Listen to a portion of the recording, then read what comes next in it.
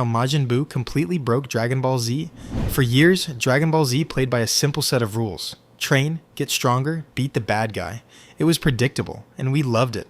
Then, Majin Buu showed up and threw the entire rulebook out the window. This isn't just about power levels. This is about how Buu, with his wild magic, chaotic forms, and a complete lack of any understandable goal, fundamentally shattered the story and the power scaling of the whole series. So let's break down how the Pink Menace wasn't just another villain, he was a walking, talking plot hole that broke Dragon Ball. Before Buu, the Dragon Ball Z formula was clear and consistent. Villains, even with their planet-busting hobbies, had a certain logic. They had goals we could actually wrap our heads around. Vegeta wanted to reclaim his Saiyan pride and finally beat Goku. Frieza was a space tyrant obsessed with immortality. Cell, a bio-android, had a simple mission: become perfect and prove he was the best.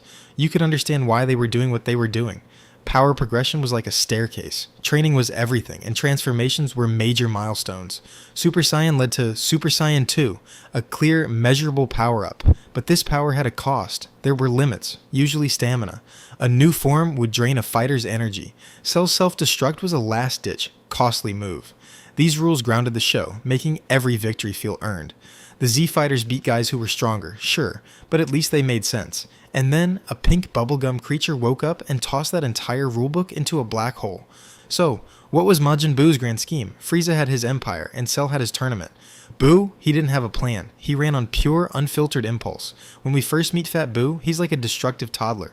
His reign of terror was turning entire cities into candy. Not for some grand purpose, but just because he was hungry. He wasn't evil in a way we understood. He was driven by a terrifying, childish innocence. This completely broke the mold. How do you negotiate with a being who decides to blow up a city because someone told him not to? You don't. His personality was as squishy as his body. When the evil was forced out of him, it took the form of Evil Buu, a walking skeleton of a killer who then ate his good side to become the arrogant and cunning Super Buu. This version could actually think strategically, waiting patiently to fight Gotenks just for the fun of it, but even that was just borrowed intelligence. Finally, the cycle landed on Kid Buu, his original and purest form. This wasn't a character, it was a mindless, cackling force of nature. Having existed for eons, he was summoned by the wizard Bibidi to terrorize the universe. He had no goal other than to erase everything. Frieza and Cell wanted to rule the universe. Kid Buu just wanted to break it. This chaotic roller coaster from a goofy child to a smart-mouthed fighter to a primordial engine of destruction made him an unpredictable nightmare. He wasn't just a bad guy, he was a natural disaster in pink. If Buu's personality bent the rules, his power snapped them clean in half. Dragon Ball combat was always about ki, martial arts, and brute force. Buu showed up with a bag of magical tricks that just ignored all of that. Let's start with his most ridiculous trait, regeneration. Sure, Piccolo could regrow limbs and Cell could come back from a single cell, but both took a toll. Buu's regeneration had no apparent limit and, more importantly, no energy cost. Vegeta's final explosion, a heroic sacrifice that used up his entire life force and should have ended the fight, was made totally pointless when Buu just pulled his scattered bits back together, smiling. You could blow him to smithereens and it just didn't matter. Then you have his absorption. This wasn't just a power-up, he stole people's entire identities. When he absorbed Gotenks and Piccolo, he didn't just get a strength boost. He got Piccolo's brains and Gotenks' moves, like the Super Ghost Kamikaze attack. This made him a constantly evolving threat. Any advantage the heroes gained could become his new favorite toy. Ultimate Gohan, the strongest non-fused fighter in the series, was outsmarted and absorbed, instantly creating the terrifyingly powerful Buuhan. And of course, the Candy Beam. This one move shows just how much Buu broke the game. Power level, durability, none of it mattered. With a single purple beam from his antenna, he could turn the strongest warriors into literal candy. It was a power that operated outside the known physics of the Dragon Ball world. It was basically a cheat code. Even Vegeta, the most powerful character in Z, got turned into a coffee-flavored jawbreaker. And while Vegeta could still fight back, the ability itself proved that Buu wasn't playing by the same rules as everyone else. Buu's powers were so far beyond anything we'd seen. So, which one do you think was the most broken?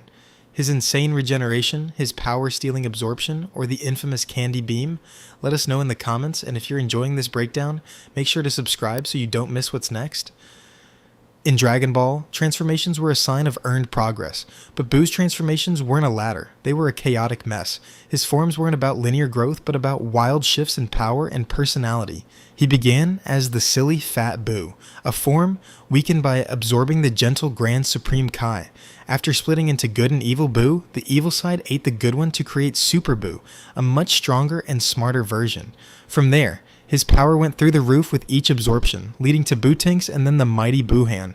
But here's where it gets really weird. After Goku and Vegeta pulled everyone out of him, Buu didn't just change back to Super Buu, he regressed all the way to his original primal state, Kid Buu. And here's the part that still fuels debates today. Even though he no longer had Gohan, Gotenks, or Piccolo inside him, Kid Buu was presented as the most dangerous threat of all. While Buuhan was technically stronger, Kid Buu was pure, unrestrained chaos. He had seemingly endless stamina that wore down even a Super Saiyan 3 Goku, fighting with a ferocity no one could match. A weaker form became the final boss, not because of his power level, but because he was just pure, mindless evil. Previous villains loved a good monologue about destroying the Earth.